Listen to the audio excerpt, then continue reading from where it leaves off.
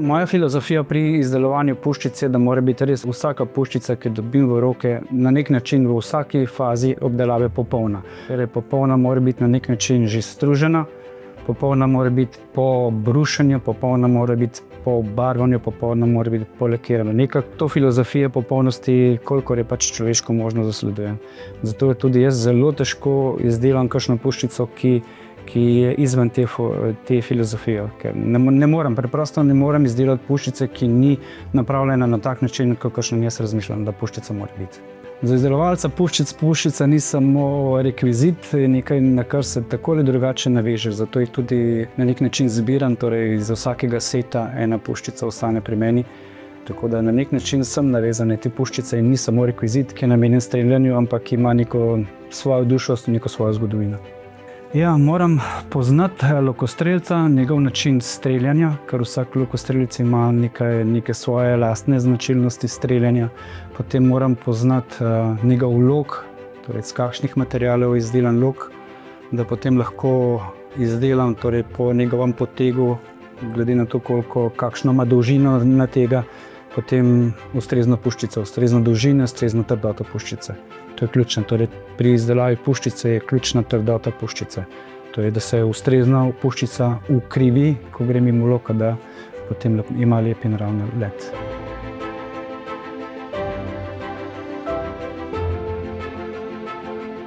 Najprej je potrebno dovolj veliko količino teh puščic, torej sovrovih palčk imeti, zato da lahko potem izberem 12 ali 13 puščic, ki jih bom potem do konca izdelal. Najprej je prebiranje teh puščic, izločanje tistih, ki so ali poškodovani ali karkoli neprimerne za izdelavo. Potem je brušenje.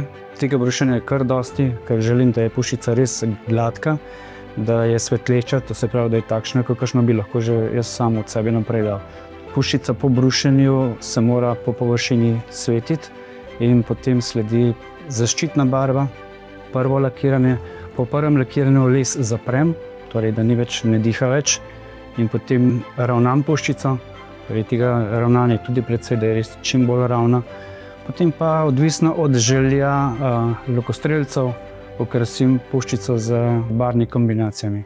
Torej barvne kombinacije si oni sami izbirajo, kakšne barve bi želeli. Sam vzorec pa način, na kakšen potem jaz pobarvam, to pa prepuščeno meni. To si pa prepustim, da sam odločim, kako bo puščica gledala. Barvne kombinacije pa odloča vsak lokostrelec za sebe.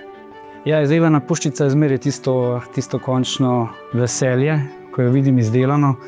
Potem sledi podpisovanje puščice, torej napišem ime, priimek lokostrelca, označim s številko puščice in potem seveda na strelišče. Torej vsako puščico na nek način spravim v življenje z lokom. Torej ne dam od sebe puščice, ki jo prej ne preizkusim.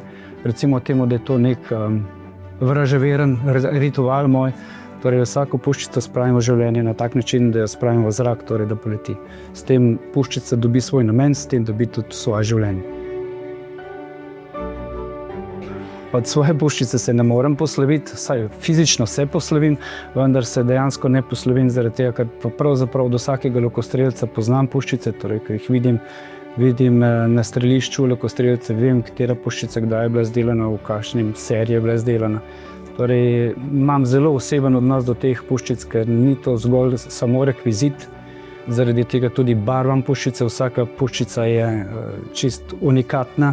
Tak set je unikaten, torej ne ponavljam vzorcev, ampak za vsakega lokostrelca potem on dobi čisto unikatne puščice. Imam poseben odnos do puščic. Ni samo rekvizit, ki poleti, pa ki se včasih tudi zlomi, ampak ima svojo dušo, svoj značaj.